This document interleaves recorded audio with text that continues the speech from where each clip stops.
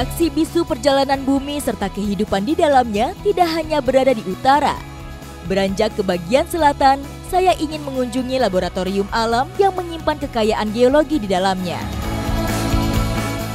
Masih dalam episode menelusuri dasar samudra yang tersingkap, kali ini kita akan ke salah satu lokasi, yaitu Gua Barat di Desa Jati Jajar, Kebumen. Nah, gua ini merupakan hasil dari proses subduksi. Dari mulut gua ini, petualangan saya untuk melihat keragaman stalaktit dan stalagmit di dalamnya. Nama Gua Barat bukan berarti berada di bagian barat, tetapi bermakna angin. Bisa saya rasakan, angin dari goa cukup kencang dan terasa di depan mulut goa.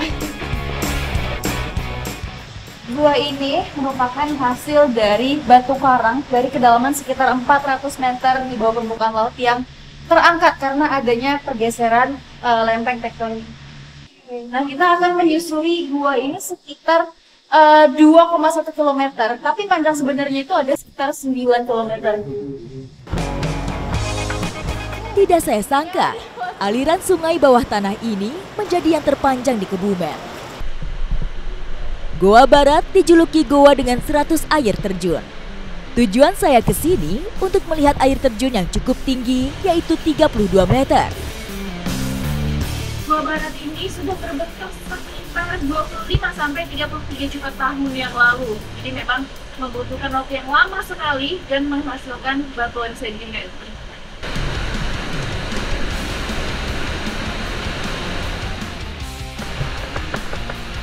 Beginilah rintangan menyusuri goa. Dalam keadaan gelap, saya harus memperhatikan langkah agar tidak salah pijak dan tergelincir.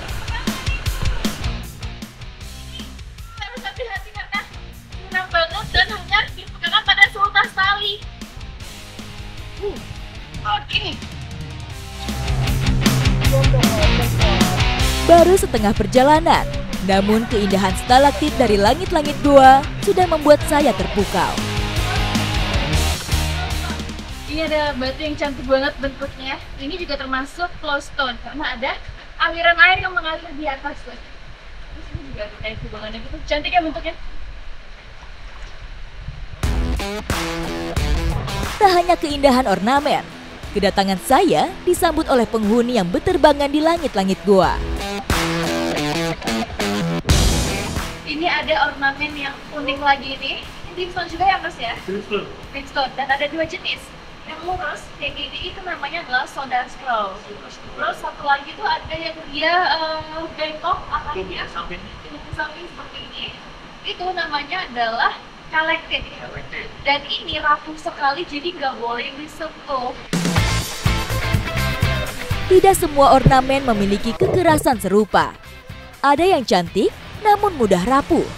Semoga keutuhannya tetap terjaga dari tangan-tangan jahil manusia. Nah, ini salah satu lorong sempitnya, tapi di sini kita nggak bisa memperlebar. Di sini Mas ya? Jadi kita harus memperlebar karena kita memiliki ornamen yang memang harus kita jaga. Ini salah satunya batuan kalsit. Batuan kalsit, dia Ya. ini ya, tembus cahaya gitu ya? Dia tembus pandang karena dia ada tembus cahaya. Jadi ini batuan kalsit yang kalau dia terkena panas bumi atau tekanan dan juga suhu yang kuat, dia akan berubah jadi marmer ya Mas ya? Mengalami proses metamorfosa menjadi marmer. Oke, berarti memang panjang sekali prosesnya ya? Sepanjang penyusuran, beragam jenis batuan saya temukan dengan proses pembentukan yang berbeda-beda. Kurang lebih 3 jam, saya berhasil sampai di air terjun bawah tanah yang tingginya 32 meter.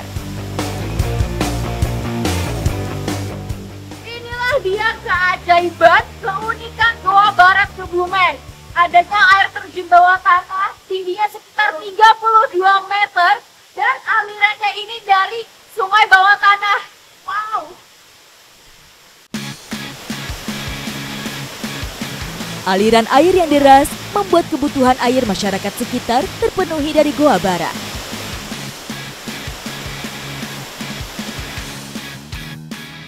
Inilah bukti nyata bahwa bumi sampai sekarang masih terus bernafas.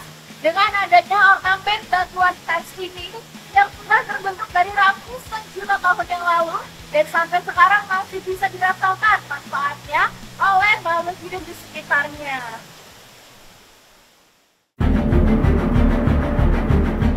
Fenomena alam yang terjadi jutaan tahun lalu tidak berhenti pada masa lampau. Bumi akan terus berdetak dan berkelanjutan. Serupa dengan jejak dinamika bumi ratusan juta tahun lalu di Karangsambung, Kebumen. Rekam jejak purba bukan hanya sejarah, namun bisa menjadi ancaman tersembunyi. Perjalanan saya tidak berhenti di sini. Saya akan kembali bertualang menguak jejak tsunami purba.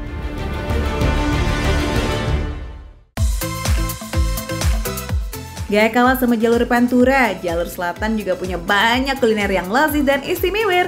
Cobain deh nih foodies, belusukan deh ke pasar-pasarnya. Pasti bakalan nemu jajanan yang bikin susah buat move on. Waduh, foodies dagingnya gede-gede banget di dalam ya foodies ya. Aduh, baru melihat aja udah dibikin ngiler.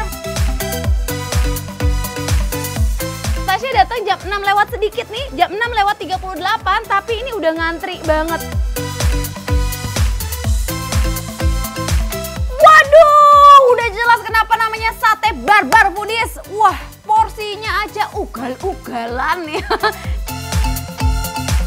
Baru kuahnya aja udah sedep banget foodies ya.